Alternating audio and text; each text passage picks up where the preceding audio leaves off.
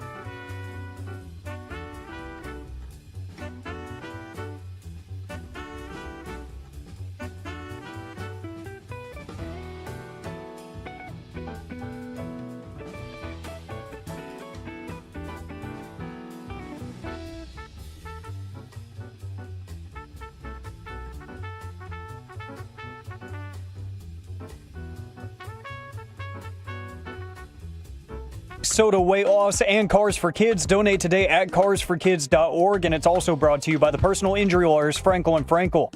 If you've been injured in a car or truck wreck, call Frankel first, 214 or 817-333-3333.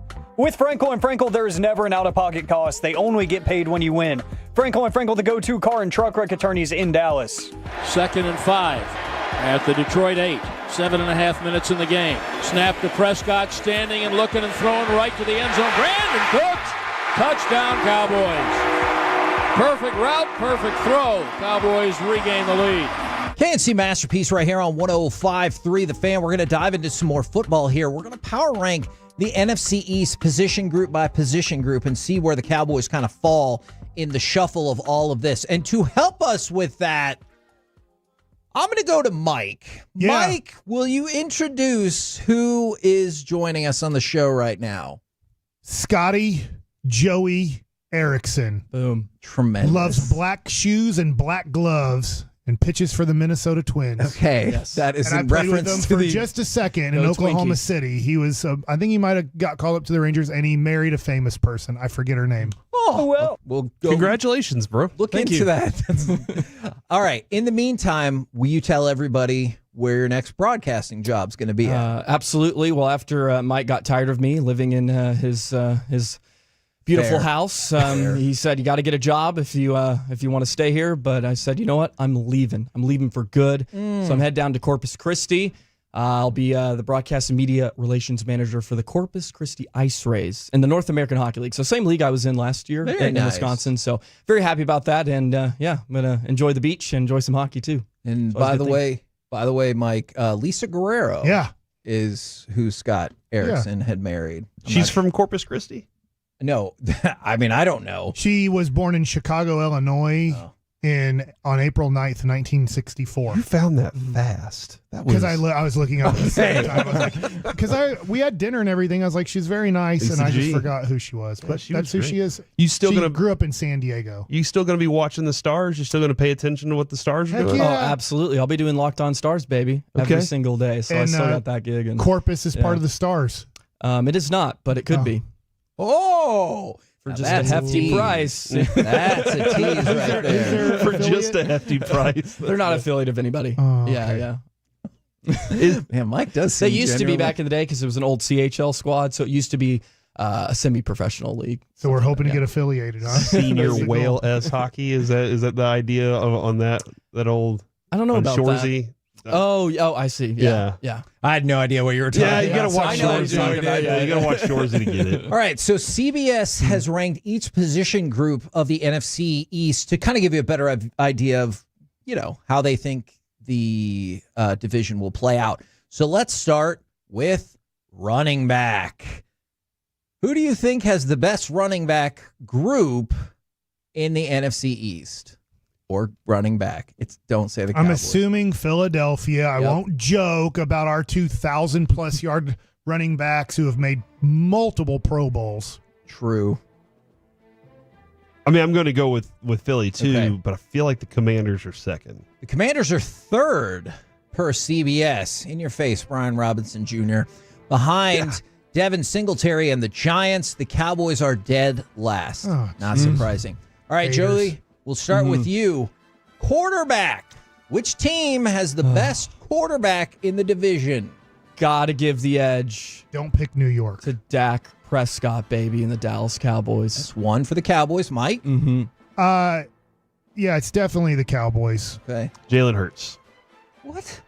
We have Cooper Rush, who went 4-1 one time. I will also pick the Cowboys. Trey Lance ran for 90 yards and over 300 passing yards last game. Thank you very much. That's 3 guys. And then he fumbled the ball twice and had 5 interceptions. Doesn't matter. You know what? You're always games. the negative person. Yeah.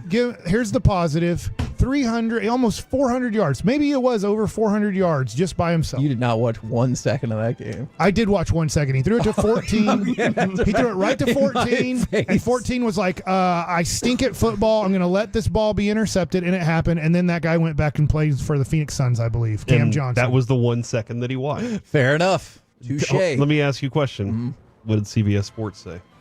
CBS said Cowboys. Jalen Hurts and the Eagles. I don't like it. Because Who's of the their tush backup? push? Maybe. I don't know if it is because of the tush. It's the whole room. But they seem to be very high on Jalen Hurts versus Dak Prescott. Wide receivers. Which team has the best group of wide receivers? Well, I am going to say Corey, Philadelphia. Brandon Cooks was not maximized last year. Agreed. And until we see it, and then I have to just kind of sit on that one. So I have to say Philadelphia. Sadly, Philly. Okay. I think that CeeDee Lamb is better than A.J. Brown, but I don't think that CeeDee Lamb is better than both A.J. Brown and Devonta Smith. Okay, I could see that. Which team has the best group of tight ends? We did it. You know what? I agree with you on that. I will take the Cowboys. Ferguson, baby. Ferguson. Dallas Goedert. I think Jake Ferguson is better than Dallas Goedert. That's my hot opinion for the day. I know Dallas Ferguson's getting hurt. Dallas Goedert's getting hurt. What does CBS think, Kevin? CBS is biased. They have picked the Eagles once again. Dallas Goedert, doesn't he get hurt a lot? He gets hurt a lot. He gets hurt a lot. Listen, Jake Ferguson, tough, won't get hurt on you. You know, he's a tough guy. And coming into his second season as the full-time tight end, I think he will show that he is better than Goddard, Kevin. Yeah, and we got John Stephen Jones. No, it's just John. No, it's not true. It's John the best Stevens. we can do. All right. Put on a lot of weight from Highland Park to get to tight end. See, this is why I said just go with it. So CBS has it 4-0 right now. We have it at 2-2. Who has the best? You can vote for the other two teams too if you ever want to. Who has the best offensive line in the division? This is close, right? I mean, the thing is it's not Washington or New York. I feel like it is close between Philadelphia and Dallas. Agreed. I agree as well. I will continue to give the edge to Philly on this. I think that's fair. The growth of Guyton and whoever plays center is, it's huge to this team. And if Guyton can grow up real fast, then I could probably see the Cowboys being better there. I bet they do give it to Philadelphia because also Steele had a bad year last year, and we expect them to be a lot better, and then we're playing two rookies. So they'll give it to Philadelphia, but it could be Dallas by the time we get to the halfway point where they change their mind. What say you? I'm intrigued because obviously Kelsey departing, that could be a big loss for Philly. So I got my love, Lane Johnson. Yeah, but Philly probably gets the edge just because, as mentioned, Guyton, Beebe, other guys on the line haven't established themselves quite yet in the regular season, so probably give it to Philly. Who has the best defensive line in the division? Washington's got a pretty good one, right? They do. Is it time for a different team to win? Dan Quinn, baby. Not the Cowboys. It is. The Cowboys are, in fact, dead last per CBS Sports. Yeah, I think Washington. Of the four. They have Jonathan Allen. I'll go with the Giants just to throw a wrench in the thing. Okay. All right. And the Giants have Dexter Lawrence. That dude's like, Mike is like, please bring Dexter Lawrence to us. I'll put them second. Yeah. Last Dexter we had was really good. Dexter Coakley? Yep. What? Coakley. Yeah. Yes. Sorry, Coakley. Best Kevin would, of edge course, know Coakley. Yeah. rushers. It was, in fact, the Commanders. Okay. Best edge rushers. It's got to be the Cowboys. Agreed. I'll go with us. Yeah, you have the best. Out of the division and maybe out of the league. Yeah. If he can do it all season. It's a sexy pick. It is a sexy pick. Thank you, Jerry. Yeah. All right, best linebackers. And it was us? It was the Cowboys. Who was second? The Giants. Excuse me, the Giants. Okay? I was hiccuping and That sounded burping like at a the same weird time. hiccup. Yeah, and That's like a bassy hiccup. and it was a burp too, so I apologize for that. Wow. I tried to stop it. A burp up. Congratulations. Not a vert, but the vomit Yes, burp, but no, burp up. I'm good. The Giants were second, followed by the Eagles and Commanders. Linebackers. You can't count Micah Parsons. They counted No, him. yeah. True. So I don't think we're going to win this. I'll be honest, I don't know a lot of the linebackers in Giants. the NFC East. That's fair. The Giants actually finished second. Commanders, didn't they get Wagner and he took him back up with Yes, they did. Quinn? Are they the top one? Well, I pick the Giants as well, and Mike picks the Giants. Y'all pick the Commanders. Alec, who is better at linebacking, the Commanders or the Giants? It's so tough because in a vacuum they both suck altogether. I'm gonna go with the Giants. Yes, there we go. Cornerbacks. Who has the best cornerbacks in the division? Well, I want to say us, but Bland is out for 4 to 5 games, they're saying. I'm just going off of Broadus, and they're saying that it's going to be closer to 6 weeks than 8 weeks. I'll go with Cowboys. If Bland was there, I give him the edge. Easy. Yeah, I like the Cowboys too. Tough. This is tough with Darius Slay. I'm still going to say Slay. Cowboys, but I hear you. Yeah, Darius Slay and Diggs are kind of right there, neck and neck to me. So Isaiah Rodgers pretty good. Yeah, I'll give the Eagles that right now. Okay. But when Bland's in, suck it. You're going with the Cowboys? Yeah. Let's go. Point Cowboys. Best safeties in the division. I think we're just okay there, but I don't think we're bad. We're good there. I don't think the rest of the division's that good. Okay. Oh, in your face, C.J. Gardner-Johnson, though, didn't he call out all the Philly fans? He's like, I hate y'all. I never want to play for y'all again. Well, they're going to love him even more now. I got to go back there. They got Reed Blankenship as well. Yeah, I'll say the Cowboys. I'll say Cowboys. I'm going to say Eagles. Okay. You say Cowboys? Yeah. Oh, shock. Donovan another Wilson, one baby. up for the Dallas Cowboys. They picked us? They picked the Eagles. Well, you just keep... Because we're keeping our own tally, Mike. I'll tell you what CBS thought. We got our own tally going I here. picked Eagles. I pick the Eagles. So it was a tie, right? Oh, I thought you picked the Cowboys. My bad. No, I'm saying we were solid there. Oh, okay. My bad. Alec, Eagles or Cowboys for the safeties? Ooh. Man, I've seen all the memes about the Eagles secondary, so, I'm not buying into it yet. I got to see it first. Give me the Cowboys. Cowboys win again. Last one, or excuse me, there's two more. Special teams. Who has the best special Well, the Cowboys, because we have like an 88-yard kicker. Yeah, right? we got Butter and we got Anger. And we got the Banger. what's the Plano, coach's baby. name? Fossil? Yeah, we got Fossil. I was wanting to say Farrell, and I was like, I know that's wrong. And Deuce Vaughn's going to be running his little booty across the field. I say Be Cowboys. I say Cowboys as well. If you did play the game where they kicked it to Deuce, but we all huddled up and just kind of 300 him, A little flying V action, right? and Mighty nobody Ducks. nobody can get to him because he's so little. You know what I'm talking about? Warwick Dunn was little. Warwick Dunn was little. He had a decent Warwick career for a Dunn- minute. Warwick Dunn was great. He was tiny. He was. Head coach. He had Mike Allstott in front Last of him. one I got bet for he you was guys. taller than 5'3". By the way, CBS, you'll probably notice the trend. They picked the Eagles again as the best special teams. You got to be kidding me. Nope. We got Butter and Angry. Warwick Dunn was 4 inches taller than Oh my gosh. than a little guy. Best coach. Best coach. Well, I'm gonna pick the Cowboys. Not I'll give this one Sirianni. to the who's- Eagles. Yeah, our coach has been to this and won the Super Bowl. Our guy I'm doesn't going have with jaundice. Dayball. Why not? What? It's in New York, baby. Sirianni Hey, didn't the win Giants the got to Super win Bowl. something. That's his northern. thing Oh coming yeah, out. that He's is. gonna got a pick- big bias to the Giants. He's a big Dennis Green guy. Is Disgusting. that your vote? I guess. What?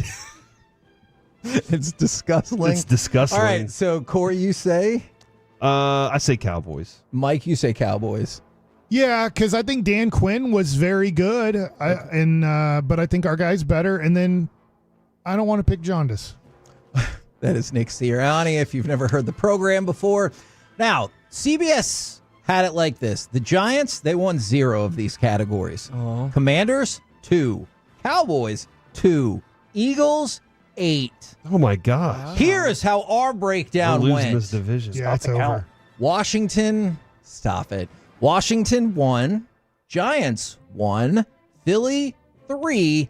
Dallas won 7 of these categories. So we are higher on the Cowboys than CBS Sports. On your face.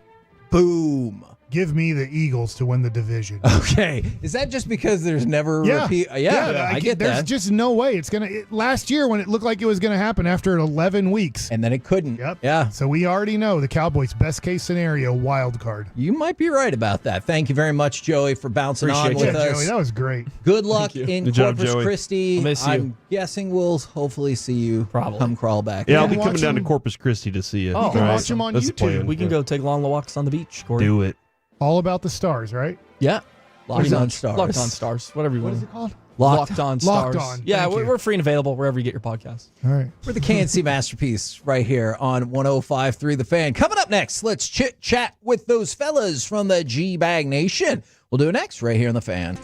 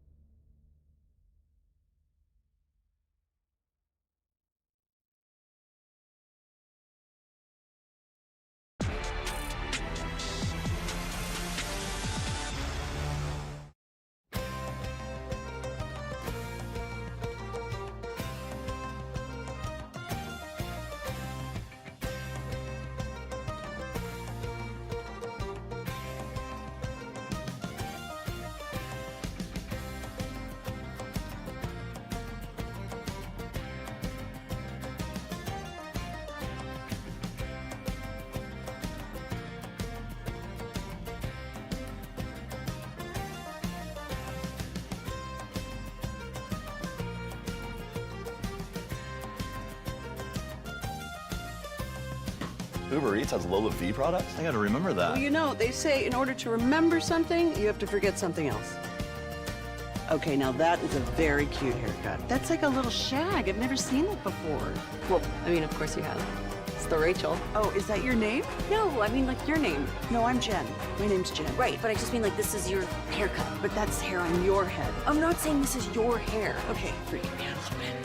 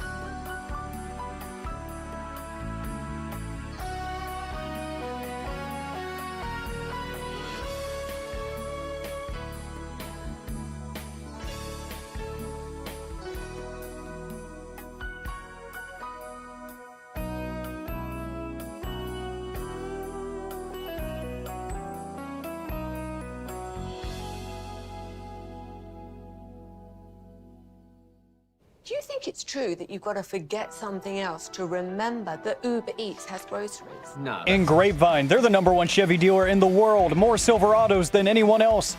This is Texas. This is Classic Chevrolet. Together, let's drive. Based on new Chevy registrations 2023. The 02. And Hosey will wave at this pitch in the dirt. DeGrom, a second strikeout tonight. 6 up, 6 down.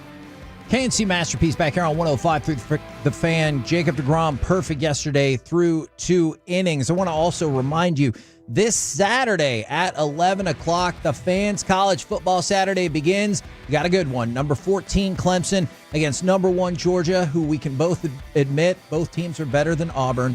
Tune in for all of the action, followed by Fred and Blake, and then the Rangers as they take on the A's. And now, courtesy of D&M Leasing, it's time for our chit-chat with those fellas from the G-Bag Nation. Kevin, I know you're going to ask. I know you're going to ask Gavin how he's doing and all the guys in just a minute. This morning, Dalvin Cook tweeted out the number 4. That's his number, right? That's what number he's worn. Yes. How many Pro Bowls? But he wore a double-digit number at the Ravens. So he's going to go with 44. Is that what he's going to do? I don't know. I have no clue. Maybe 14's available because I saw Cam Johnson try to play wide receiver one play. That's Marquise Bell, though. I think he's going to have that one taken care of. There were 2 14s on that? Yeah.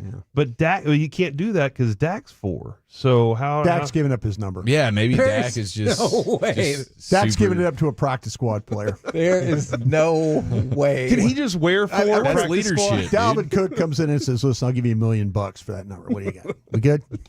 That's servant leadership right and there. He's like, hey, I'm glad you'll selfless. pay me when the Cowboys won. Oh, wow. What number would Dak change to? He wore 15 in number 1 college. He can't be 15 because of Zeke, obviously, now. Yeah. Oh, that's right. That's a storied history. Maybe he could go to Zeke and buy his number from him. Wouldn't it be amazing, though, if Zeke really went college and cut his jersey in half and really showed his 30-year-old abs? That would be something. Yeah. Then we'd be like, gosh, Mike. Do you think it'd be the love handles that would stand out more? Yeah. Or which portion What of if he got tackled by his love handles? Wouldn't that be amazing this year? What does that mean? Like he's good. It looks like he's going to get to the outside, but he's so slow he can't. And then somebody just grabbed his love handle fat and then dragged him down the ground. Not a horse collar. Not a horse collar. That's clean. Kevin, I'm Gavin, sorry. your thoughts about all of that? Pure gold as always. Hey, thanks for asking. All right. So I want to talk to you a little bit more about Dalvin Cook, but I also want to ask, I have to admit I was surprised. This was the guy I thought looked really sharp throughout training camp and in the games. Julius Wood. Yeah. Were you guys surprised he didn't make the roster, or do we know anything behind that? He's already gotten picked up by the Titans. Yeah. What happened there? Well, I haven't talked to anybody with the Cowboys about it, but they've got 4 safeties they really, really like. Sure. Remember, this was a team at one time that really didn't care about safeties. True. So they've now kind of moved that over to other positions that they really don't care about. But this one was going to be a tough one for him to make. That group was actually pretty deep, and Wood played well. They liked him coming out of East Carolina. The only blemish I saw in the preseason from him was when the Raiders had a touchdown that was that uncontested catch that went in the flat. I think he got caught. Coverage. I think he got caught in traffic there. But the positioning, the tackling, I talked to 2 teams this morning about him, to be honest with you. Yeah, they asked me, said, hey, what about this kid Wood? And so I was like, what do your college reports say? And everybody was really high on him, of the 2 teams I talked to. And so I thought, well, okay, well, maybe, there's going to be some interest there. It was a tough position. I had him on my 53. I thought they were going to go. I thought they were going to carry a 5th safety. Me too. And but they didn't. And he just happened to play a position that has got a lot of good bodies. I'm not saying this is the exact breakdown that happened yesterday, but do you have to look at it when you're cutting these players and be like, all right, so it's him against Tyrus Wheat or whatever, somebody from another position? Yeah, I did last night I was on a podcast and I did a game where I said who on the roster knocked this guy off the roster. And so the comparisons, it's funny, I was working with Voch Lombardi on this, and we were talking about Ball. And I said, did Ball get knocked off the roster because of Matt Waletzko? And he goes, no, it was TJ Bass knocked him off. Even though, you kind of look at position for position there. So yeah, there was some interesting, like I said there, that Deuce Vaughn knocked Malik Davis off the roster. Right. I thought that was a good knock. I approved that knock. Yeah. I did too. And Flournoy knocked off knocked off our the wide receiver Cropper, Billy Johnson. Yeah, yeah. Do you like that Cropper did get picked back up for the practice squad though? I think to me, there's a guy that was when you watched him practice and play, he looked like he had a firm grasp on that 6th wide receiver spot. And then they started playing the games. There's 2 guys that came super far from where they were to make this team. And it was Flournoy and it was, and then the other Deuce. And was Deuce. Yeah, because those guys, the first 2 weeks, you guys didn't get to see them practice at all. Yeah. And then all of a sudden, 2 weeks in, now they're practicing. They covered a lot of ground to the guys, and deservingly so. Were there any other roster move-ins and shakings? And I realize there'll be more to come. Frank Gore, who we were talking about at Buffalo. Junior. Yeah, he did not. He passed through waivers, so he's probably going to go back to Buffalo's practice squad. He's back. So yeah, that was one I was kind of hopeful that they would maybe look at that. Would you want him over Deuce Vaughn? Sorry, Broadus. I'm just curious. I'd want him over Dalvin Cook. Yeah, okay. That's for dang sure. Well, see, but it's a practice squad deal. No, I know for sure. Yeah, I mean, so it's if you're saying an active roster situation, I think they would fight you on that. Me personally, I would like to have Frank Gore myself. Okay, but I understand. Like I said, at least they made the right decision in my mind with what we're talking about with Malik Davis. That part of it, I can give them credit for.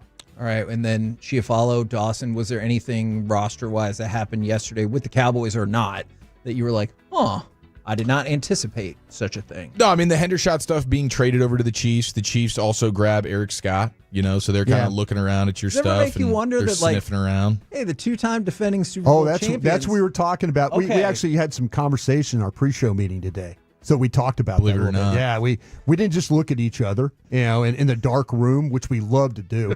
But yeah, the conversation was, okay, do you feel like that you did the right thing by why is the 2-time defending Super Bowl champ A, trading for one of your guys, and B, claiming another one? Is your roster we talk about the roster and the fact that the 2-time Super Bowl champ is looking and grabbing 2 guys off your cut list. Jerry's like, yeah.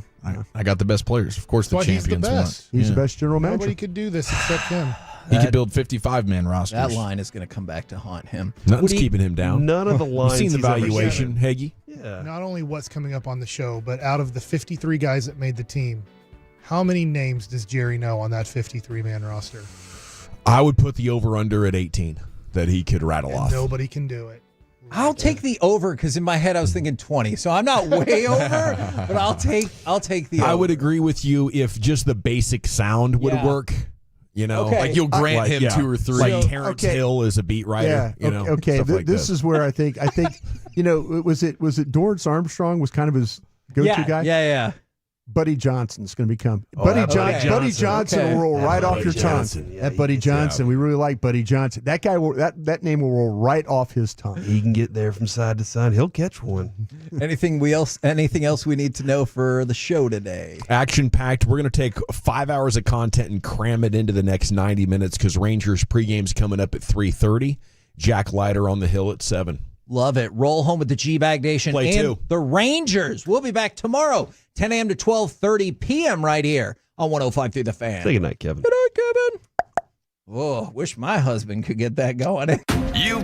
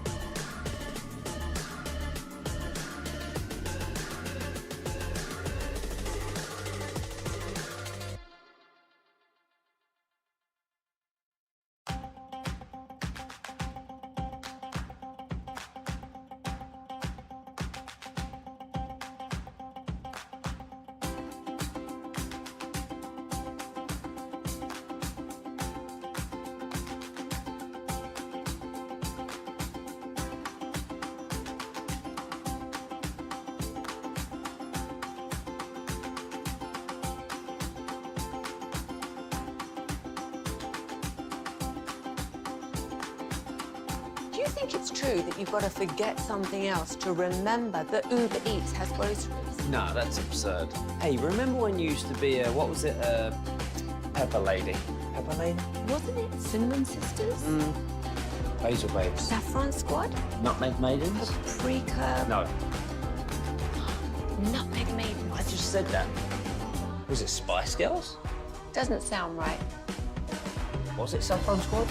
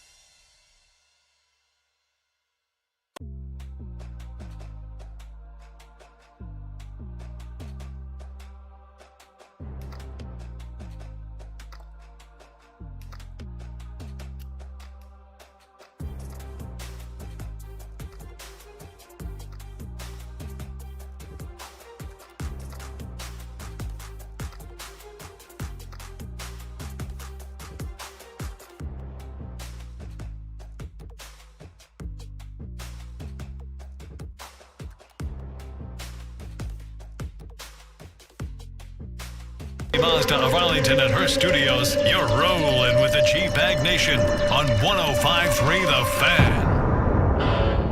Here we go, Hour 1, G-Bag Nation on 105.3 The Fan. Welcome into the show. You got to get it while you can here today because we have Rangers pregame coming up at 3:30. It's going to be a doubleheader after last night's game suspended after just 4 pitches. Jared Sandler is in the house already, throwing heat in the bullpen, getting set for a big afternoon and evening of broadcasting. We'll talk to him coming up in about an hour or so about the big Ranger topics of the day.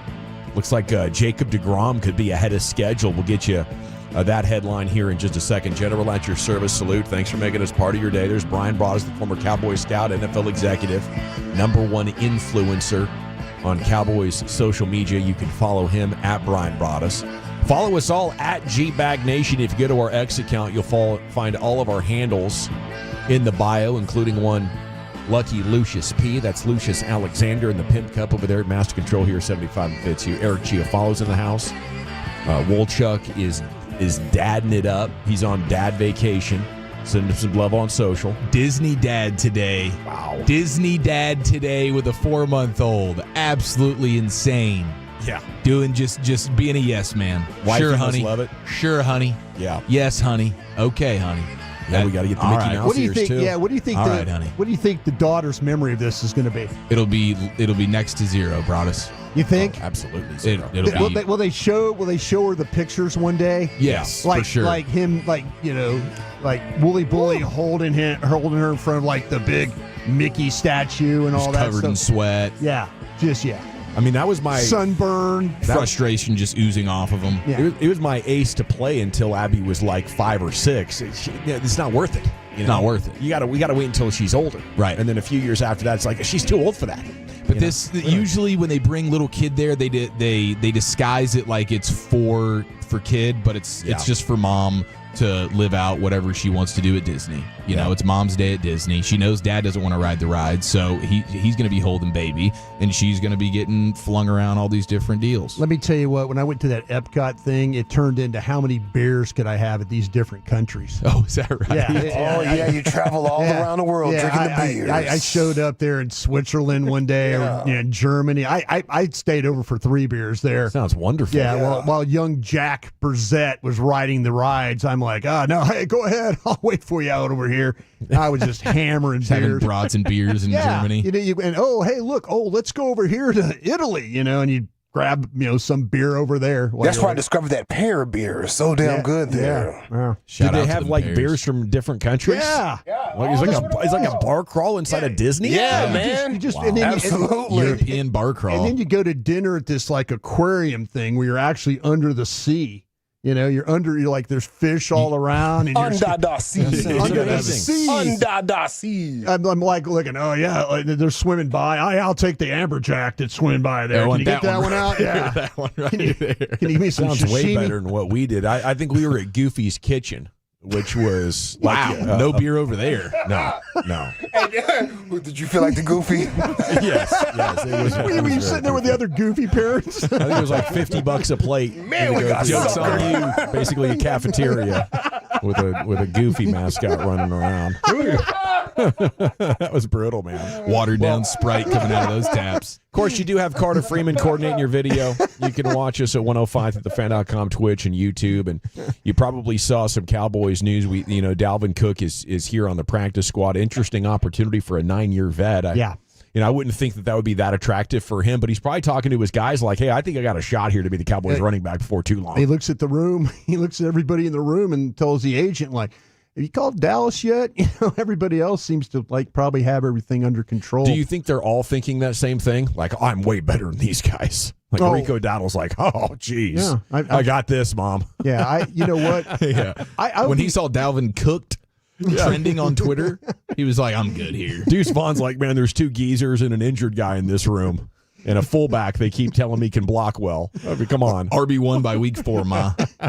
Do you get the feeling that maybe they might play this where they use Zeke for like the first 4 weeks and then it's like, that's no good, and then they elevate Dalvin Cook for 3 weeks. Good idea. You could go every other week. Just kind of piece this thing together and hope for the best. Yeah. Keep the old guys fresh. Totally.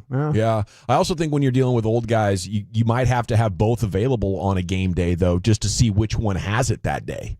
By the time you're 29, moving into your 30s, you can't get it every day like you did 22, 23 as far as like pickup hoops or sports or whatever it is.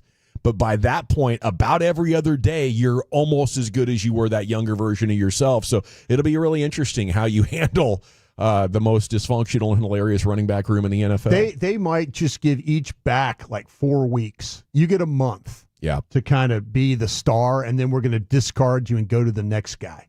817. I just think it's a classic NFL fan because things move so quickly, and it's unlike any sport. 817's like, watch Dalvin eat this year. In basketball, in baseball, in hockey, in tennis, in golf, at 29 years old, you're still very much in your prime. Yeah. And it's like, what? I mean, Dalvin Cook was just in college like 5 years ago, right? Well, yeah, I mean, but... He's very similar to Zeke. He's probably a little bit quicker version of Zeke, just a little bit quicker. He's quicker than Zeke. Okay, that's good to know. No, I'm just saying if you had to say something, but they're very similar. They're very similar. This is where I worry about the Dallas Cowboys. That they might have an offensive line that can actually block, but you don't have a back that can get there quick enough.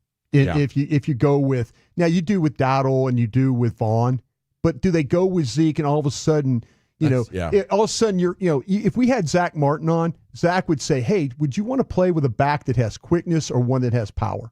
He's going to say quickness because he doesn't have to hold his block as long. What happens to you if you have slow backs, you hold your block and what happens? Holding 73 offense, still first down. Right. Right. Because what are you doing? You're holding your block so damn long to try and get these guys to the hole, through the hole, around the corner. It turns into, you could flash block guys if you've got guys, and I mean flash block, like bump them and go to the second level. Bump them, go. And because you got a back that can get through and go. I think the good news with Dalvin and Zeke is you only have to hold that block as long as first contact, and then you're good. Yeah, the sustain, like on the backside, like that kid Guyton, he's got feet. And you get BB and Smith pushing on a down guy. They'll or be Mark getting to the second and third level for no damn reason. And then all of a sudden, it's like they're having to hold a block, and because the ball's not getting there fast enough. Yeah. It's something to keep an eye on. 15 games with the Jets, got 3.2. Then he went to the Ravens. They didn't block worth a damn for him in that. Rushed for 23 yards on 8 carries. 3.2 what? Yards an attempt. Carry, yeah. Yeah. Wow. I thought you was going to say million, bro. That'd be nice. Yeah, average 3.2 was a thinking game. of money. He's like, oh, wow. That man's cleaning up. They didn't even have him play in the AFC Championship game. They're like, oh, crap, this is bad. When he was with Baltimore. It's crazy they didn't let got him beat, eat. didn't they? Did they get beat? Yes. They got beat by the Texans that game. I watched it. Well, wait, the Ravens? They got beat by the Chiefs. The Chiefs, yeah. Oh, In a game where they scored like 7 points in that game. Okay, God, for some reason I thought the Texans beat them in that game. I was like, Some say they were a Dalvin Cook away from actually only losing by a touchdown that game. So we go from wasted. I know it was 9 carries. That's what I saw of that game was 9 carries in that divisional game. Yeah, it was not good there either. I mean, it was consistent with 2 different teams, including a playoff team with the threat of Lamar Jackson, about 3 yards an attempt there. Okay, the Cowboys had 2 players claimed off waivers. Eric Scott, cornerback, has gone to the Chiefs, and safety Julius Wood has gone to the Tennessee Titans. Sorry, I got to sneeze. No, it's all good. Yeah. Bless you. Yeah. That's interesting. The Chiefs are looking at your roster as the champions. Got 2 of your guys. Thinking they got two of those guys. Traded for Hendershot, and then they take Eric Scott from you. I mean, we've seen stuff out of Hendershot before, so it wouldn't be shocking for Andy Reid to get something better out of him than what I told you guys that Schottenheimer and Jerry McCarthy Jones could. was a damn good general manager. You clowns wouldn't listen to him. That's right. You did tell us that. Kansas City, Andy Reid's over there picking off your players. We have You so guys many don't good players. You don't give that 81-year-old man any credit over there, Dawson. If it wasn't for the horrible trade of a 4th-round pick for Trey Lance that he has to continue to justify, oh no, we're keeping Trey Lance. That was a good trade, man. That's a good asset here. He's going to be your. I mean, that's the thing that really hacks me off the most is not only do you not have a running back that you should have had with that 4th overall pick, but now you don't have Eric Scott or Julius Wood because you're having to continue to justify this horrible idea of trading for Trey Lance. Yeah. The idea you have Zeke taking up a roster spot and you have Trey Lance taking up a roster spot when you could have, at the very least, I mean, Wood, we're all looking around going, that was a guy that could have done a little Are you guys going to pile on even more when Trey Lance is your quarterback in 2025? No, I'll be fine. I'll be fine with that, yeah. Because you're hoping for a reset situation. You're hoping for then 4-13 is what you're hoping for. I'm honestly probably hoping for like 2-15, trying to get that number 1 overall, baby. Yeah, and then you're looking at your next quarterback and you're off and running. The run game should be looking outstanding by then. Jacob DeGrom now possibly on an abbreviated rehab minor league assignment. He looked good once again last night. 24 pitches, even less. It was a perfect 2 innings of work. CY says he'll make at least 1 more in the minors and then could be the starter in Arlington against the Angels is the reports, which is September 5th through the 8th. That's next Thursday through Sunday. That'd be awesome if he could debut in Arlington, give you something to go out there and watch. It's amazing how we'll be out there dominant. Tomorrow, right? We'll be out there Friday. Yeah, what am I thinking? Tomorrow. Shell Shack tomorrow. There we go. His next rehab start would likely be in the 40 to 50 pitch range, which would make him capable of 50 to 60 if he returned to the Rangers rotation after that. So you might get 3 or 4 innings of old Jake there next weekend. We'll look for news on that maybe coming up, between games tonight or pregame, after the game. But they wanted to monitor how his arm's doing today following last night's 24 pitches. I imagine it's doing outstanding. Okay, Evan Grant said Max Scherzer probably won't pitch again this season for the Rangers, pending free agent. Would you want him back? I think is, interesting. Seems like he likes it here and he doesn't have a ton of value, so maybe it would be one of those, hey, older injured guy signings. I would mark B on my Scantron for false. You're Dunsky. I'm Dunsky. Yeah. I think the game might be telling him, listen, you can't make it that long without getting another injury. Yep. So I'm not going to keep holding hope for that. I'm going to move on from How that. much hope for Jack Leiter tonight, 7:00? Let's go. This would be fun. Let's go. Yeah. He's we'll see if I'm looking to see him. Velocity looks good. More relaxed. Strikeouts look good. What was he doing the last time that you were keeping count of? Yeah. Oh, he was doing hand blows and pitches. Yeah, we're playing in Detroit. Was it Detroit or Colorado? It was one of these places. He kept blowing on his hand. It was Detroit, I believe. He just kept going on and on and on about that. And I was wondering if he was worried about his grip. You should want to see a calmer version of him out there. I think so. Yeah.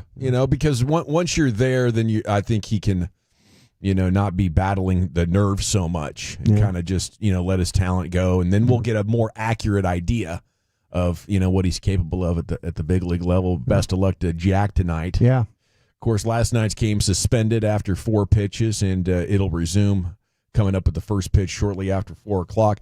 Astros are adding outfielder Jason Hayward for the home stretch. 34 years old, was released by the Dodgers last week, hitting .208 on the year. Pretty washed up there early at 34 years old. They currently lead the Mariners by 3.5 in the West, by the way. Looks like Seattle started playing better ball once they canned their skipper last week. And before we move on, of course, G-Bag of the Day coming up at 2:30. Now is a fantastic opportunity to tell you the Sandlot Children's Charity Happy Hour is taking place tomorrow. Hear, hear. And it'll kick off this year's Swinging for a Cause event that we love so much, that Jared brings to you. Such a great cause, and gives you access to some of the biggest names in DFW sports and some of the greatest memorabilia in the auctions and stuff that he does. So they'll have pickleball. They'll be recognizing the 2024 grant recipients. So please join them for an evening full of fun there. It's at Jared Sandler on X if you want to jump over there and get more details on his latest and greatest event. Okay, coming up next, we'll have time for Krusty's Corner here. Brian, what kind of goodies do you have for us? Yeah, I got some questions for my guys. We'll do that next. Okay.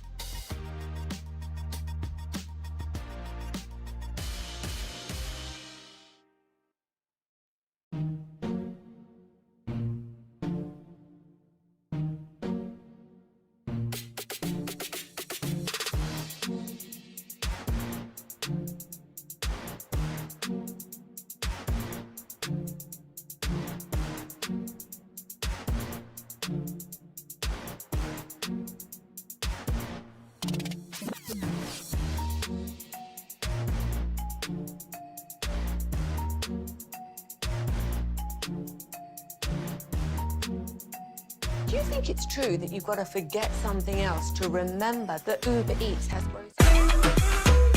All right, welcome back, G-Bag Nation. Slightly different schedule here today because Rangers baseball is coming up at 3:30. Usually we do Krusty's Corner at 3:40, but we'll be in the midst of the pregame here.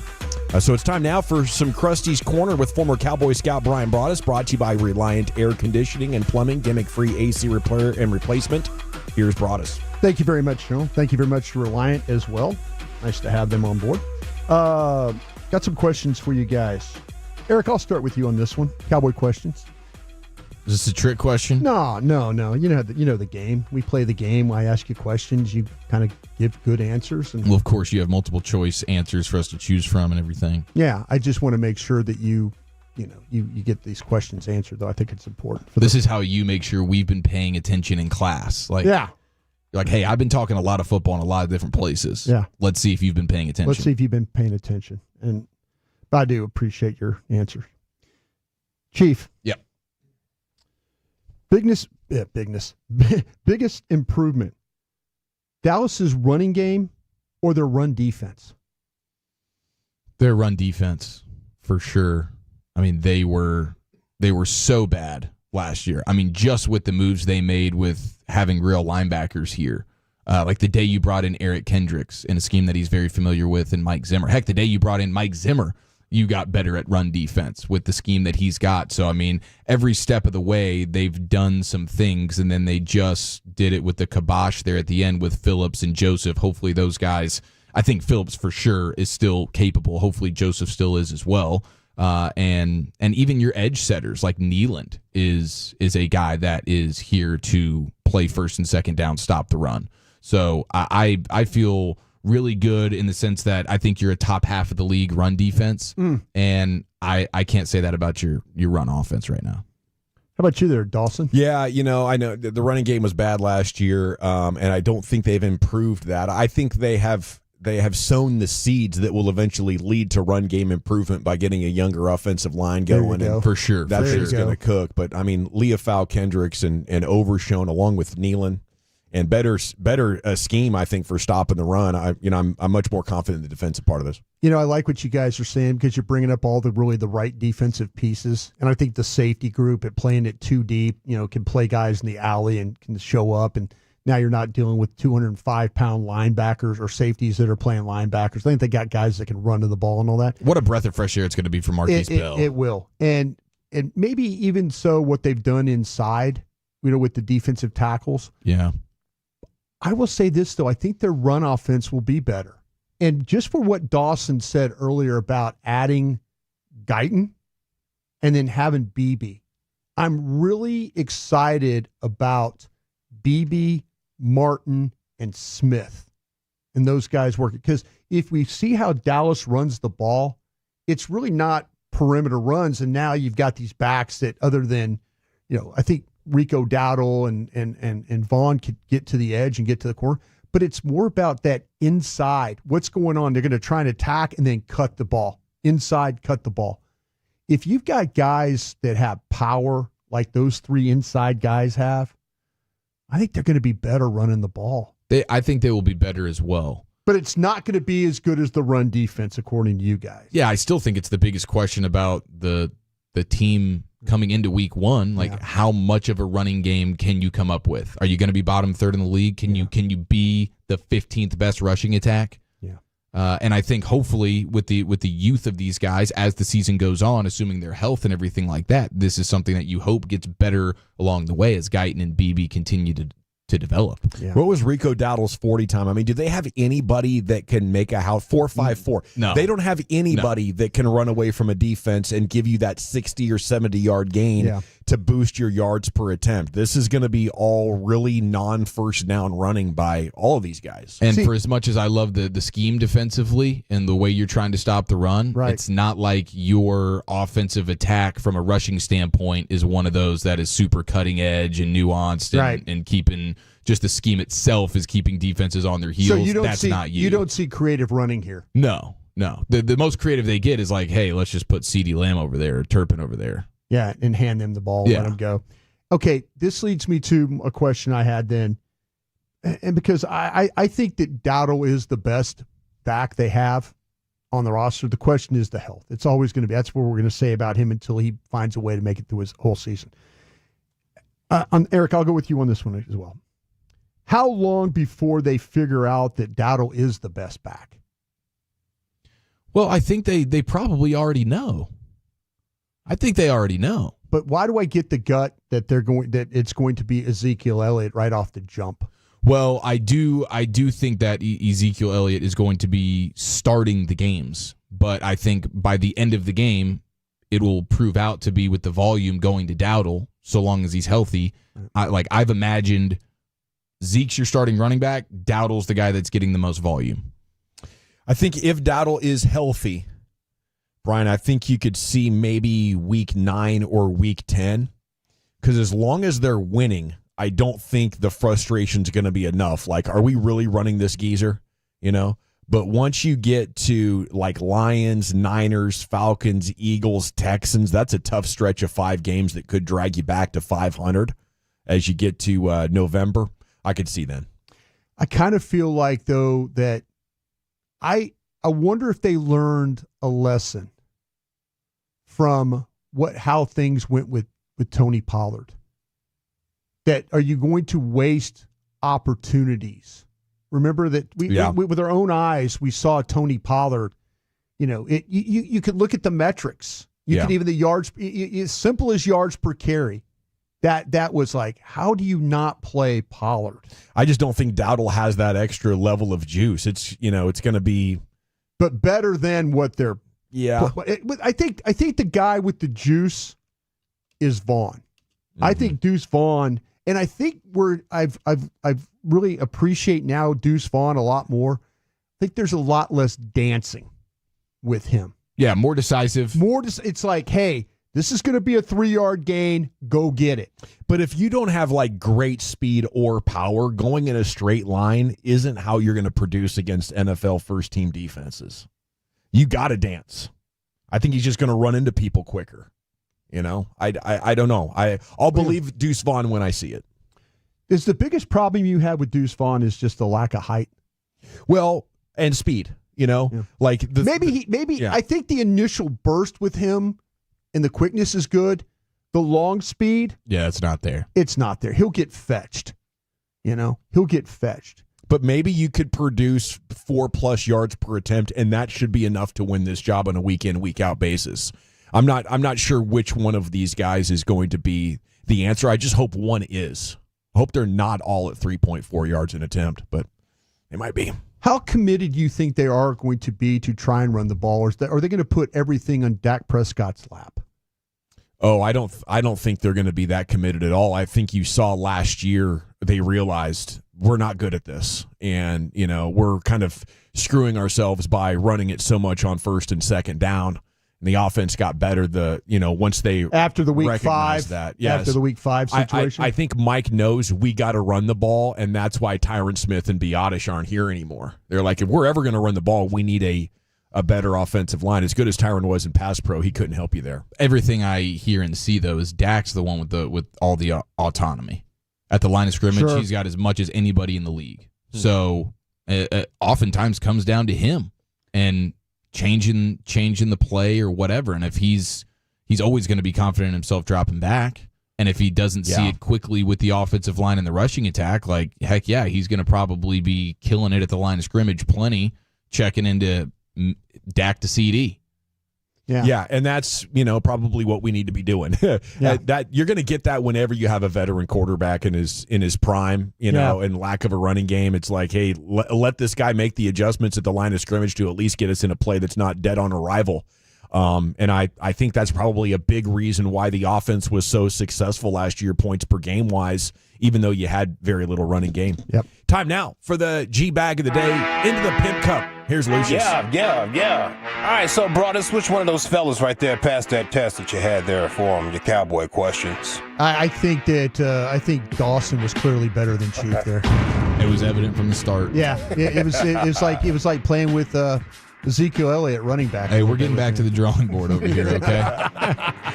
My junior high school history teacher He used to wear all black on like days that he had test or quiz. Johnny Cash Day? Just to signal to his students, pop quiz. Yeah. All right, it's a test today. And I had him fourth period. Boy, I used to love that man. I used to walk by his class and be like, I got you. I'll cram during second period for your test on the fourth. Thank you, sir. I appreciate you. Man, that's nice. Yeah. That's helping your kids. Mr. Harris. Shout out to Mr. Harris. First period, you're this isn't for you. But for fourth, fifth, sixth, yeah, pay attention. you got a chance. Yeah, he's got that black on, man. He's got a test today. All right, our winners, day 2 right here. Speaking of high schools and junior high schools, we have a high school football PA announcer had a hot mic moment. Think he's yelling at the cornerback we established yesterday. He's probably yelling at the cornerback. Might have something on this game. Turn around. Yeah. Yeah. Pass intended for number 11, Tyler George. Incomplete. Penalty markers down. Turn around, you dumbass. Read his eyes.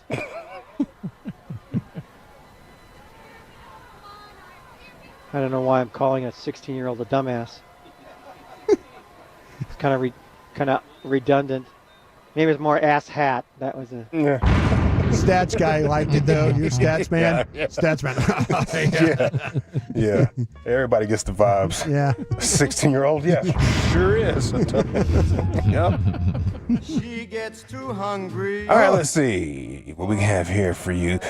Gavin, have you heard of a guy named Jared Blesnick? I don't think so. Jared Blesnick, if I'm saying his name right, it's Jared Blesnick. He's a poker player. That's why I asked you. Sports card hustler. He was at Fan Fest. A lot of images and videos are coming out from Fan Fest. Still, what an amazing event that was that we did not get to attend.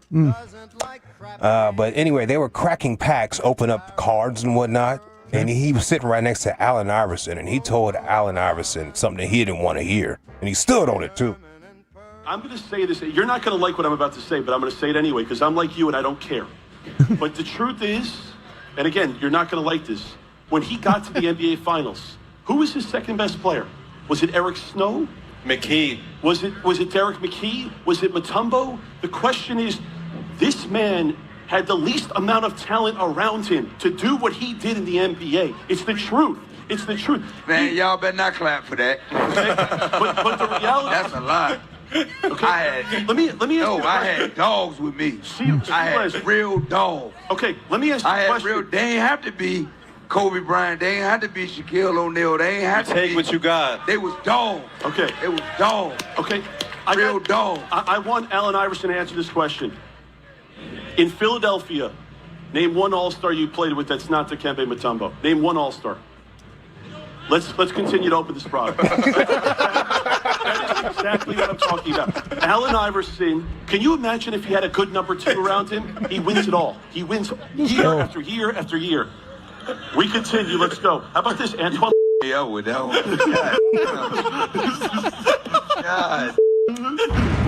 God. Pretty good. Yeah. He must be one of these content creator poker players. Hey, man, he's got some chops on him. He does. He's got some chops. It's good entertainment. Let's see here. Yeah, he owns like this sports card hustling situation. Okay. Good for him, man. Streets got to eat. Yeah, in Vegas, I was playing with this guy who is, he's a streamer that plays poker on delay. So his community gets to watch him and see all the cards that he's playing with, and he kind of talks through all the table handles. And he's eating out here for that? Yes. Come on, yes, man. and he's doing quite well. That's all he does. Come on, man. I didn't know about this. Oh, there's so many ways to get paid. Let's go to King James, LeBron James. He says son Bronny can't call him daddy at work. Yeah, I love this. Yeah, you seen this? Call me GOAT if you want. Yeah. What's your working relationship? Is he going to call you dad at practice in the locker room? No, we already laid that. No, he can't. We already laid that down. He cannot call me dad in the workplace. All right. Once we leave out of the practice facility and the gates close, I could be dad again. In the car, if we ride together. Okay. At home, I could be dad. No, he got to call me like 2-3 or Brian. Okay. 2-3. Or, GOAT if he wants to. That's up to him. I mean, it's up to him. But it's easy for me. It's easy for me because I've been calling him Bronny for so long. It's not like I've been calling, hey son. So it's easy for me. It's gonna be the adjustment for him. But we cannot be running down the court. And he'd be like, Dad, push the ball up, Dad, I'm open, Dad, come on. I think that'd be dope, though, don't it? Yeah. Yeah. Dad. Pops, maybe. Pops, let's go. Yeah. Hell, everybody's calling him Pops now with that. Yeah. Hey, old man, hustle your ass up the court. Geezer's pretty funny. You know, 2-3. it's funny. Working with the Joneses, Steven calls Jerry at work. Doesn't call him Dad. He goes, Jerry, hey, what, and he's like, that's what he identifies him at work. He doesn't say Dad. So. No, I'm calling Dad at work. Yeah. Yeah. My dad owned the clubs and everything. I'm walking in calling him Dad. Even when I had the bar back for a while. Yeah. Dad, we need more vodka. I think as Dad, I would want to be called Dad. Yeah, Dad. Calling my name. Yeah. Yeah, I want them other folks in there to know that that's Dad too, so they treat me right as well. I put everybody on. We have enough time? Nah. Okay. Is it a high school football PA announcer or a one-time champ looking for two? Salute to Kenny and Quinlan, by the way. He did go 5-time. Yeah. Jared Blesnick irritating Allen Iverson with some truth about those 76ers team. They were rough. Somebody said I'm still laughing at Goofy's chicken. Goofy's kitchen? Yeah, that was hilarious. That was bad. Don't fall for it. Yeah, it's like the Chuck E. Cheese rat comes out and takes a picture with you. It's like, man, that's gonna be triple now. By the way, Walchuk did confirm that he left the baby with grandma, and it's just husband and wife dated. I am proud of him. That's advanced dadding right there. Yeah, if you're pushing around a 4-month-old in that heat, jokes on you. Humid out there. What are you doing? Yeah. What are you doing? Granny's in heaven, though. Then you can't ride anything. You can't hit the restaurants like you want to. Yeah. LeBron James, Bronny cannot call me Dad. That's pretty good. Or who was the last one? That was it. Okay. Yeah. A champ and 2 challengers. Hey, if you're a deadbeat dad out there in Florida, though, if you're close to Disney, you just go to Disney Springs. Take the kids to Disney Springs. Okay. It's right next door. Kind of looks just like Disney. It's the restaurants and shopping spots. Yeah. Hey. They got the Mickey Mouse guys walking out there. You kids did go to Disney. See it right here. Clearance rack Disney. That's great. I'm going to vote for the poker player, Chief. I'm gonna go with LeBron. LeBron James. Lucius. Ooh. Shoot, man. I like Hot Mike. Tied at 1, Brian. LeBron. By a score of 2-1. And your new Jeep Bag of the Day champion, it is the King, LeBron. Okay, coming up next here on your home of the champs, 105.3 The Fan and Cowboys. It is time for a sports hodgepodge, Chief. Where are you taking it? Yeah, let's grade the new viral concession item along with some NFL news you need to know next year in the nation. You got to know about my friends at... Remember when you used to be Pepper Lady? Pepper Lady? Wasn't it Cinnamon Sisters? Basil Babes. Saffron Squad? Nutmeg Maidens? Paprika? No. Nutmeg Maidens? I just said that. Was it Spice Girls? Doesn't sound right. Was it Saffron Squad?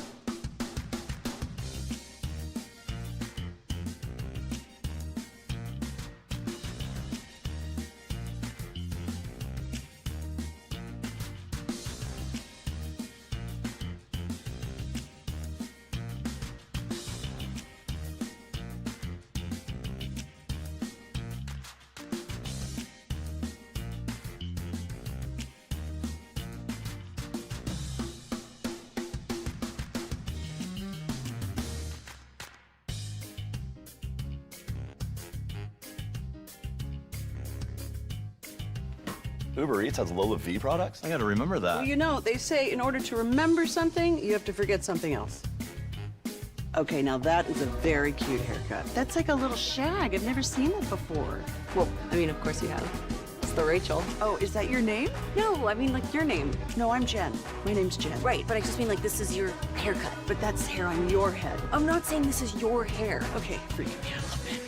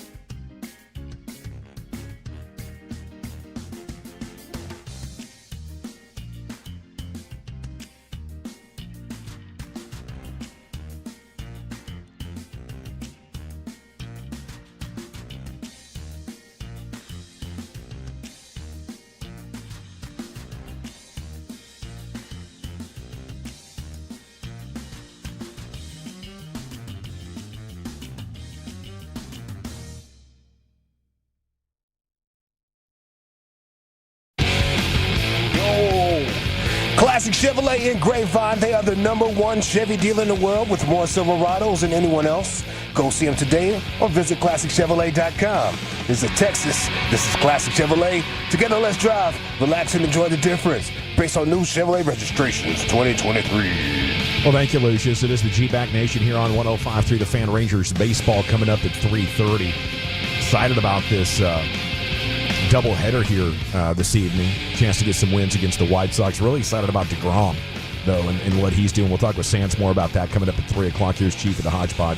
All right, we've had a college graduate young lady hanging out here in the studio there on the couch behind Boras throughout the program, just in line with the cameras for the Twolos and for the tubers. And so they just were wondering kind of like, you know, is she okay? Like, is she being a hostage right now? Does she need to blink twice if Fair she's in question with danger? Boras in the room. Yes, but I rest assured them and told them the truth that it was just her last place fantasy punishment, 24 hours with Boras. So she's just got to go wherever he goes. So that's just kind of where it's at right now. Yeah. But I'm sure she will make damn sure she's not dead balls last again. That's a punishment. That's traumatized. That's a traumatizing punishment right there. But said it's been good. Just a few more hours to go for her, and then she's on. She's on her way to the Waffle House. Better things. Now we have some good football stuff going down right now. Like, this is hilarious in Cincinnati. You have their head coach Zach Taylor saying of Jamar Chase, who is a disgruntled star wide receiver right now, looking for that new contract. And head coach Zach Taylor's like, yeah, no, he's going to continue to practice. He'll be here all week. Everything's good. Well, you see Jamar Chase walking into Bengals practice 13 minutes late, wearing street clothes, not practicing today. A day after Zach Taylor said, like, yeah, no, everything's cool. He'll be here. He's practicing. Everything's rocking and rolling. So Jamar Chase and his status right now, I mean, think about where we're at. It's rare that you have a Jamar Chase, Brandon Ayuk, and Trent Williams situation all happening at the same time. And it was CeeDee Lamb as well until obviously yesterday. So yeah, I think that CeeDee Lamb thing made Chase feel differently about his going forward. Maybe he's, and he's Chase is like, man, Lamb got hit, but he's got Chase 2 years. Right. He's got 2 years left. Exactly. He's got 2 years left. Yeah. Well, so he's trying to get ahead of it. Let's see the resolve. Once again, are you willing to miss game checks? That's the thing you always have to ask about the players.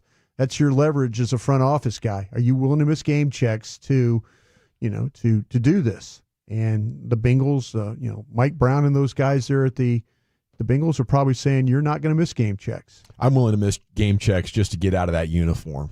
You know, I'm not going to lie. When they wear all white, that's all right. Yeah, you ever seen the one when they wear all white? Yeah, that's actually some of the pretty color cool. rush stuff. They're bringing out the orange pants this year. Yeah, for like the first time ever, and that actually looks pretty cool. I think they, that's the whole thing. Way back in the '60s when they became a franchise. Yeah, Paul Brown, the owner, came from Cleveland, and the Cleveland people are saying you stole our uniform.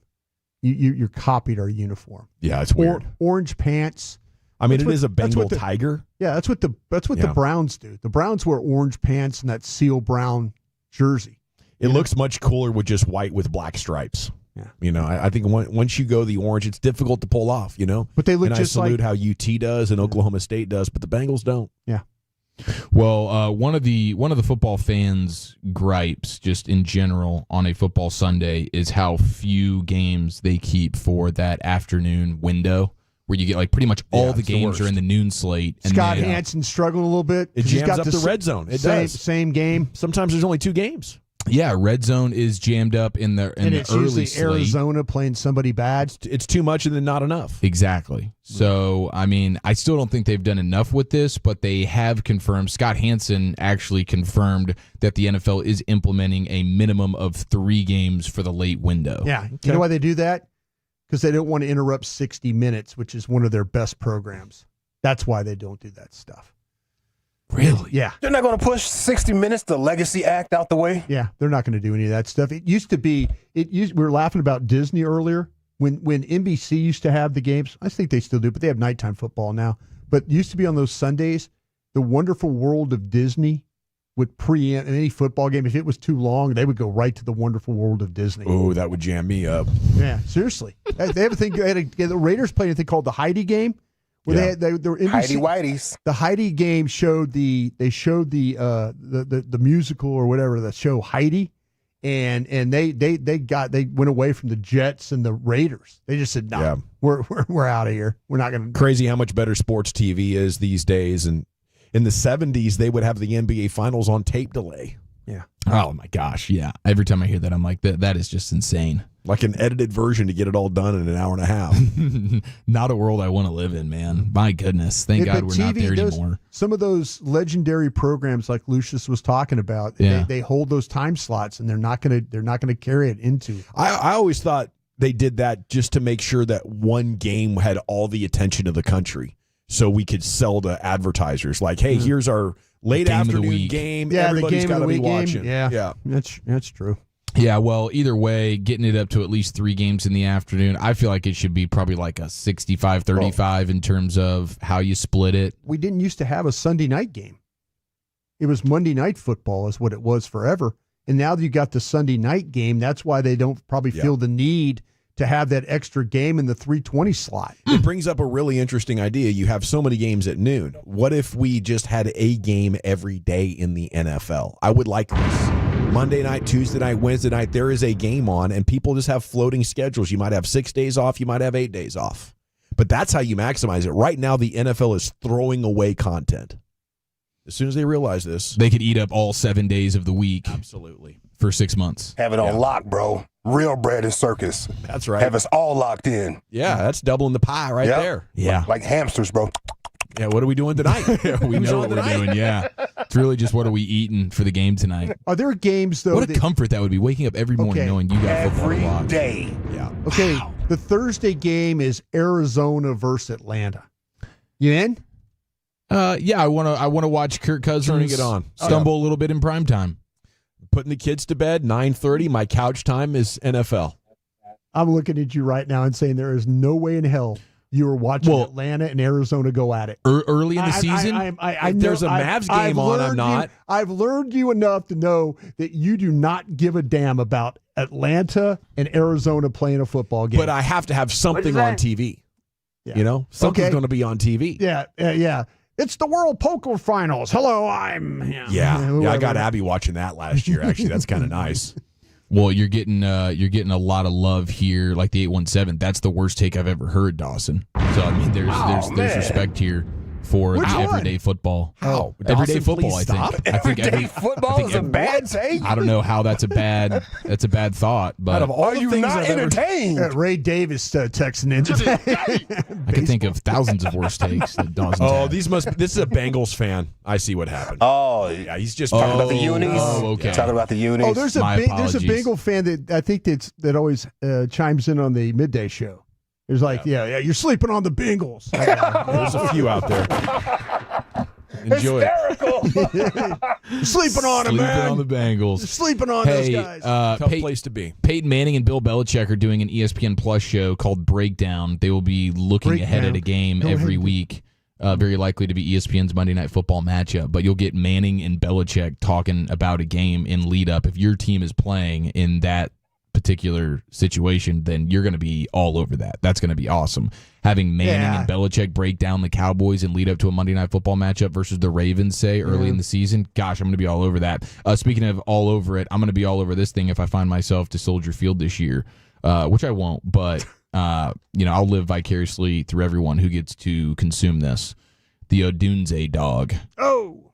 That's their rookie wide receiver. Now, I don't know what Caleb Williams item they got, maybe like some type of Cotton seltzer. candy. Cotton candy. They will have like a lemon chill, the Caleb Williams lemon chill. But you're gonna get the Odunze dog. This is a normal hot dog, and then it's a jalapeno cheddar dog. Okay, and then it's actually topped with Italian beef. So it's a double meat extravaganza inside the bun. Then you have spicy Chicago secret sauce. Not sure really what that is, but I bet it's pretty good. It's usually Ketchup, Thousand Island. mayo. Yeah. What's GR Denaria? Okay, this is when you order an Italian beef sandwiches. This is the vegetables pickled stuff. These are the peppers. Okay, I'm seeing that on there. That makes sense. I can't pronounce the word, but it's on Italian beef sandwich. It's Gironeros. Barack Obama. Exactly. It's a sauce. It's like Barack. It's the pickled vegetables that goes on an Italian beef sandwich. Well, they also are topping it with cheese crisp crumbles. So, this thing is passing the eye test. Anytime you go, like when they go at the ballpark and they have a hot dog or a brat and then they're putting brisket on top of it or pulled pork on top of it, that's the same type of idea here, but it's with the Italian beef in Chicago. That's a no-brainer. Football Sunday. What's going on with that meat, bro? Which meat? The Odunze dog? Yeah. You looking at it? Is it a little light-skinned? Does it need a char? The Italian beef, that's kind of how they do the Italian beef. Well, I'm sorry. I don't want to be disrespectful. No, I apologize. maybe you want to. like Maybe you could boiling ask water? him. Maybe you could ask him to well done that thing. Put a little sear on it. Yeah, I wouldn't could be you upset at a throw that sear thing on on the that flat thing. top for a minute, please? Yeah. It's like so thin that it's, I guess, so easy to overcook that you can't even. Well, what do they do with Philly cheese? I need to be cultured. I apologize. No, I mean, hey, listen, man. It sure was light-skinned to me, though. I don't disagree with you. But have you ever had like Translucent Portillo's? meat. Have you ever had the Portillo's? Reuben? That's her sandwich. The Portillo dog? We're naming food after people. Reuben. Yeah, it might. Yeah, our engineer Reuben has his own concession sandwich item. with No, Portillo's, right? Or Portillo's, maybe is how it's supposed to be said. You're making up stuff again. No, I'm not. It's here. It's from Chicago, and it's very popular. But there it is. The Odunze dog. Thank you, sir. Another sports hodgepodge is in the books. Disaster for a segment. Glad we're only going. I'm so 30 sorry more about minutes. that. Yeah. Listen, if I could have that back, I would. Me too. Cowboys practice squad has been announced. Plus, Jared Sandler joins us to tell you how impressive it was that Jacob DeGrom got 6 up, 6 down last night. Is on his way to the bigs a little earlier than expected. That's next to the nation.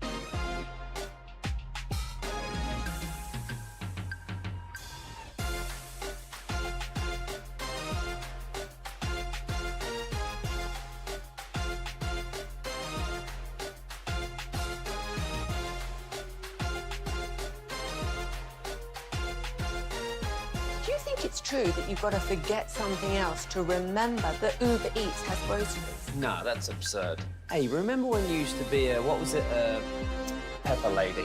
Pepper Lady? Wasn't it Cinnamon Sisters? Razor Babes. Saffron Squad? Nutmeg Maidens? Pre-Curb? No, Nutmeg Maidens. I just said that. Was it Spice Girls? Doesn't sound right.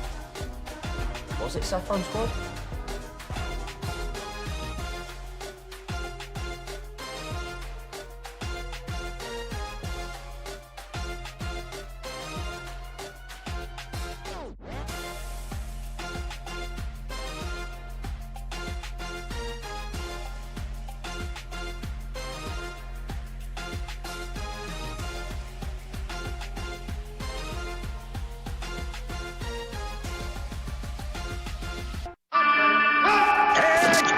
From our Hiley Mazda of Arlington and Hearst studios, you're rolling with the G-Bag Nation on 105.3 The Fan. Shoot, yeah, it's hour number 2 of the G-Bag Nation. Have the Rangers pregame coming up at 3:30 or so right here on your home of the World Series champion Texas Rangers. Do have some Cowboys news to pass along. We already did talk about Dalvin Cook in the opening segment. Brian thinks, a little bit quicker, maybe a little bit more juice than what Zeke has. Just a little bit quicker. Yeah. Just a little bit similar guy. Just a little bit quicker. Another, good player to have, but I think most people are skeptical that he has the ability to turn back the clock. Yeah. But maybe a couple of good games, would not be too much to ask for from Dalvin Cook, as you'll probably try to get this done by committee throughout the season. But Brian, we have a practice squad that's been announced here for your Dallas Cowboys. What are the notable names and takeaways? Yeah, the one, you lost Justin Rogers, the defensive tackle from Auburn, who was a 7th-round pick, who I thought had a pretty good camp for you.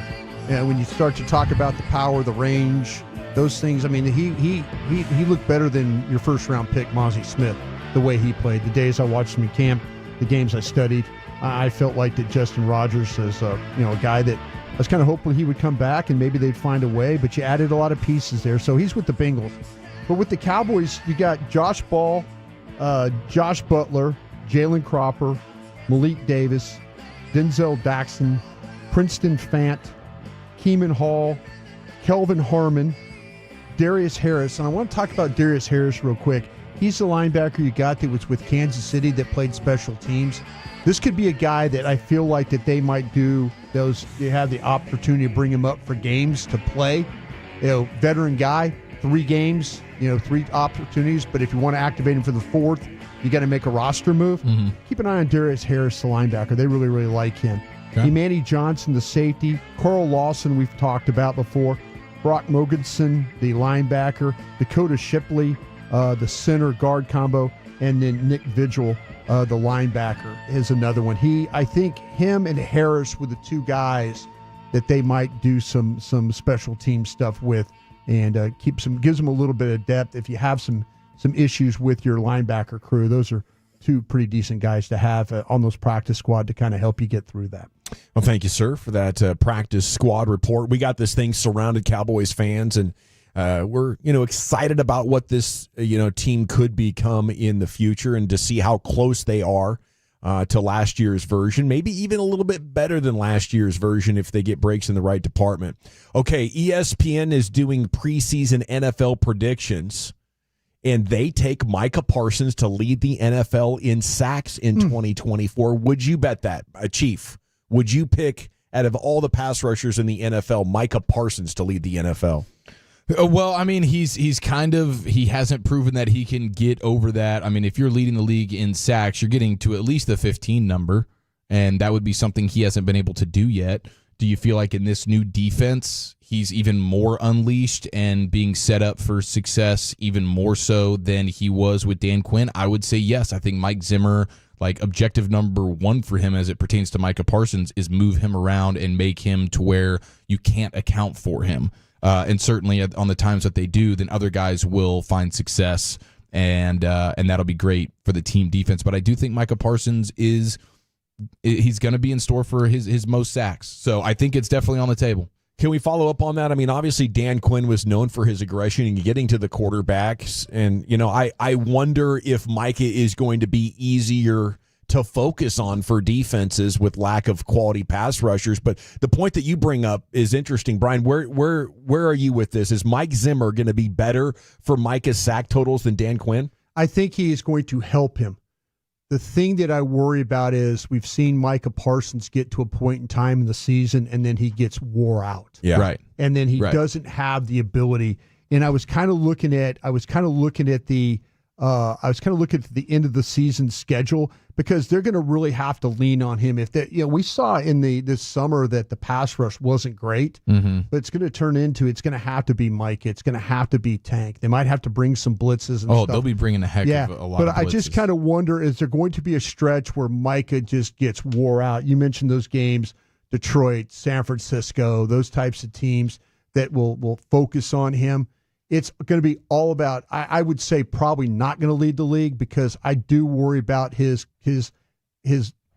availability. He will play, but I wonder how beat up he's going to be the final month of the season where he's going to need to push that thing through. Yeah, the endurance to make it to the end of the season or the durability, I'm not sure what it is, but I feel like he's had like 5 sacks through 3 games a couple of times, and then he ends up with under 15. Last year it was TJ Watt with 19, Trey Hendrickson and Josh Allen with 17.5.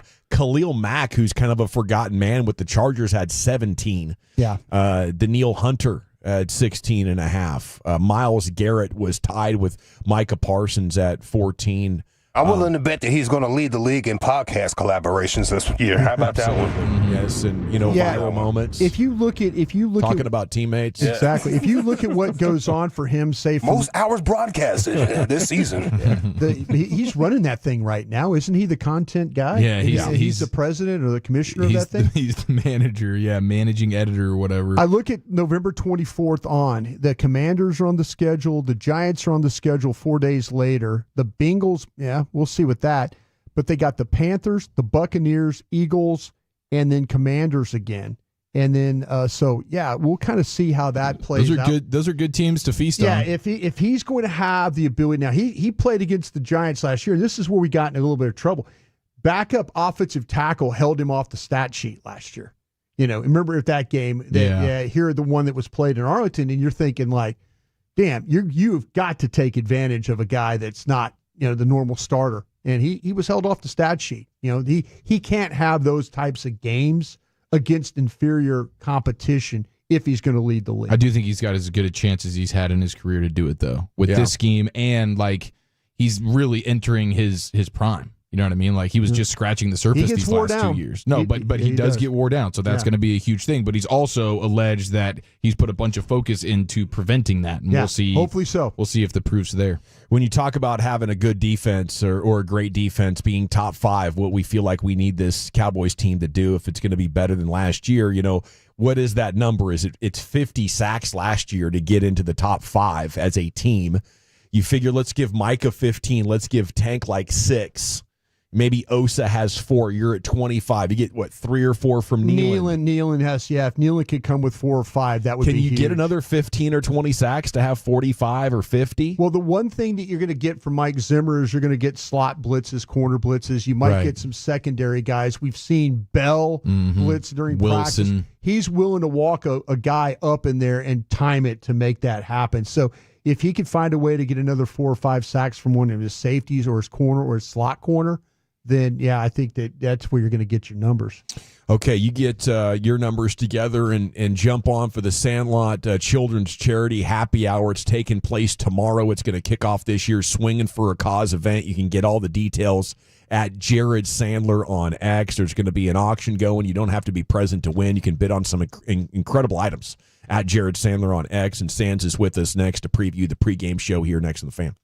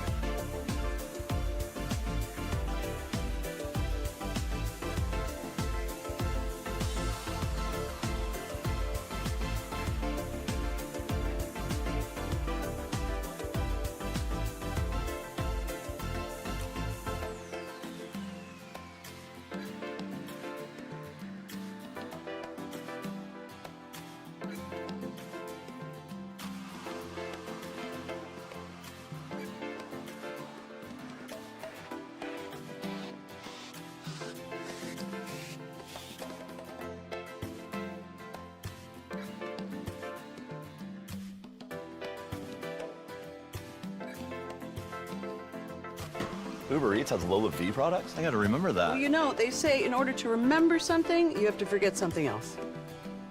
Okay, now that is a very cute haircut. That's like a little shag. I've never seen that before. Well, I mean, of course you have. It's the Rachel. Oh, is that your name? No, I mean like your name. No, I'm Jen. My name's Jen. Right, but I just mean like this is your haircut. But that's hair on your head. I'm not saying this is your hair. Okay, freaking me out a little bit.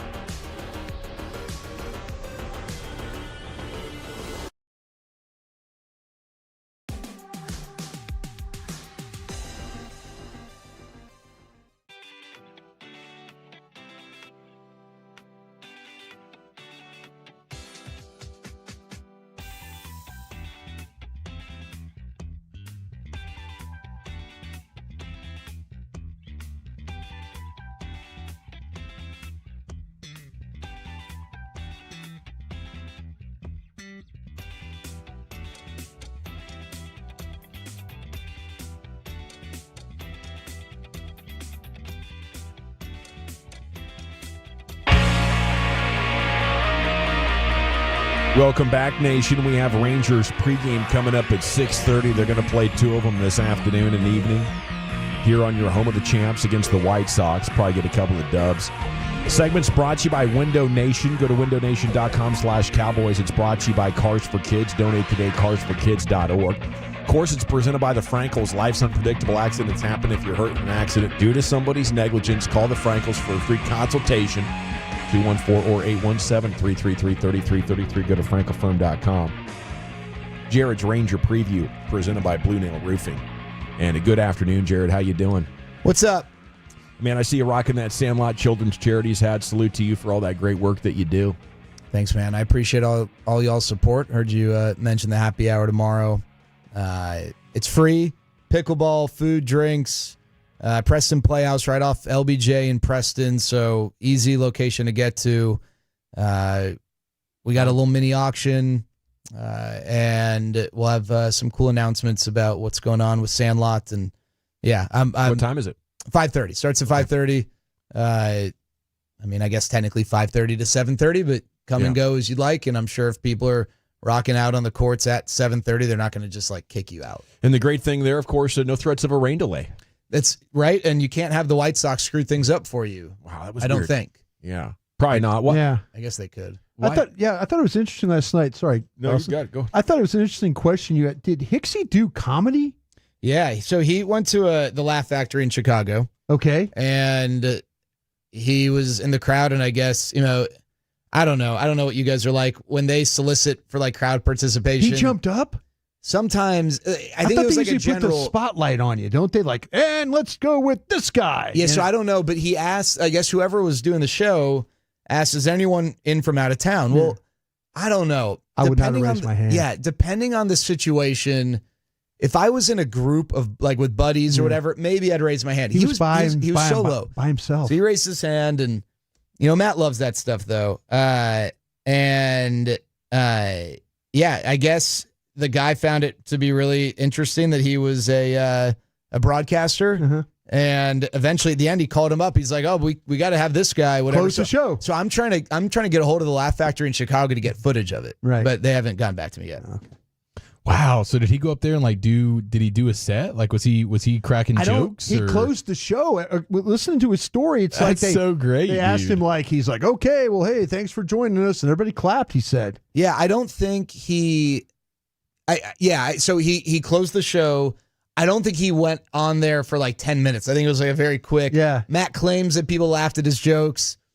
I'm not sure. He's got that jokes great on soup deck. kitchen joke. What's that? He has jokes ready to go. I don't know that he has jokes as much as he has stories. Nice. But I don't know how much time they allotted for. I don't know. That's a man packed with punchlines. Yeah. Well, I love hanging out with Matt Hicks and hearing his stories and his jokes. Figured out I was even drunk if that Brian's one over talking him. Yeah. Oh, I was way over talking to him. He didn't realize how drunk I was. When was this? I remember because you were really apologetic. Spring training. I was very apologetic. He looked at me and we were the next day broadcasted, and he goes, "You were that drunk?" And I'm like, "Couldn't you tell?" And he's like, "No, you do a pretty good job of being You were drunk." keeping it together. I was. That was It's a bad sign, bro. That was the day we were playing the Dodgers, and me and Chief we snuck a bottle into the of Tito's.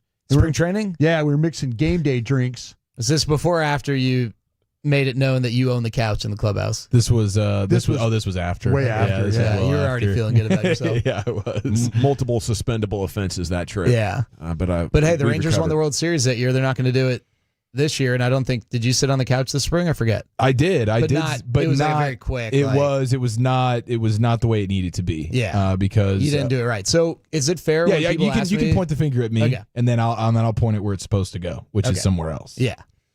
What are we Could hoping go to in see a lot from of Jack directions. Leiter tonight? 7:00. He'll be towing the rubber. Yeah, so I want to say this now before he either throws a perfect game or doesn't get a single out or anything in between. Jack Leiter's had a successful season. I don't care what happens this next month, save for like health. That would suck. He went from having a bad 2023 in AA to having a really good 2024 in AAA. Obviously, you want good results this final month, but if he struggles a little bit or if there's still acclimation that needs to take place, that is okay. Like, he has taken a big step forward this year. It'd be one thing if he was repeating AAA, but that's not the case. And so I'm excited to see him get 4 or 5 starts, whatever it might be. I think the success has been what he's done advancing from AA through AAA this year. Jared, you've kind of talked about the things with the maybe the roster letting go of some players. I know you've brought that up a couple of times. Is there a point in time when you know that will happen? Some of the roster changes. So, Yeah. September 1st is an easy one because you expand the roster, but you only expand it by 2 now. It's not, you Okay, can't it's not- use all 40. Right. But yeah, I think around that time probably, and I do think, and I think CY mentioned it with you guys on Monday. I think Yeah. they also want to be respectful of the fact they're going to be playing some meaningful games for other teams, right? Sure. And so, I just don't think that they want to totally blow things up. I mean, Okay. there are a bunch of guys they could DFA or place on waivers. I don't get the sense they're going to do that. They also don't gain the financial benefit of losing or dropping a threshold in the tax bracket by doing it to the peak degree of what's realistic. But yeah, I think you might see a guy like Emiliano Teodo come up in September. I mean, you're going to see Jack Leiter, and you might see more of Ezekiel Duran in the starting lineup. Things like that. I think maybe Josh Smith plays a little outfield just to see what that looks like. Wyatt Langford more in center. I think you'll start to see some of that stuff starting when this team returns home. Perhaps DeGrom as well. Really nice outing yesterday. 2 perfect innings, 24 pitches. Went to the bullpen, threw a little bit more. Velocity was there. The command was there. I think, they're still deciding. I guess in theory, he could come up for his next turn and pitch against the Yankees, or they could have him go one more in the minors and then come up for that Angels series. I know Evan Grant tweeted that last night. So I think we're going to see Jacob deGrom sooner rather than later. Will that be an energized ballpark when he makes? I hope so. I mean, he's on a short list of pitchers who I think people around the league would buy a ticket to see, and that's a part of the problem with where starting pitching has gone and the way strategically things have played out there. But Paul Skeens, Shohei Ohtani, when he's healthy, Jacob deGrom, those are guys you want to see, and I hope that there is a little bit of energy when he's on the mound. How good can he be coming off this injury next year? If he's healthy, I mean, he's Jacob deGrom. There's no reason why he couldn't go and win a Cy Young next year. I think health's the only question, but he's going to be fresh off of Tommy John, fresh UCL, should be good to go. I'm ready for spring training already, boys. Yeah, here you go. It's your favorite time of the year. Just get us to the hot stove, and we'll be a hop, skip, and a jump there from watching Rangers dominance resume. This took a year off, unfortunately. Too many injuries. Okay, thanks to Lucius Alexander over there in the Pimp Cup at Master Control here, 75 and Fitzhugh. Look at that, 90 minutes of flawless radio producing, engineering, and hosting. Carter Freeman, thanks to coordinating your video. You can watch us every day, 105thethefan.com, Twitch, and YouTube. Thanks to Eric Chiafalo as well. Zach Wolchuk is on vacation, doing the dad vacation thing. And, of course, for Brian Broaddus, I'm Gavin Dawson. Till tomorrow after the Rangers game, about 4 o'clock or so, we'll be at Shell Shack. You're going home with the nation, Eddies. When I saw the aggressive letter from the IRS, the panic started. 87,000...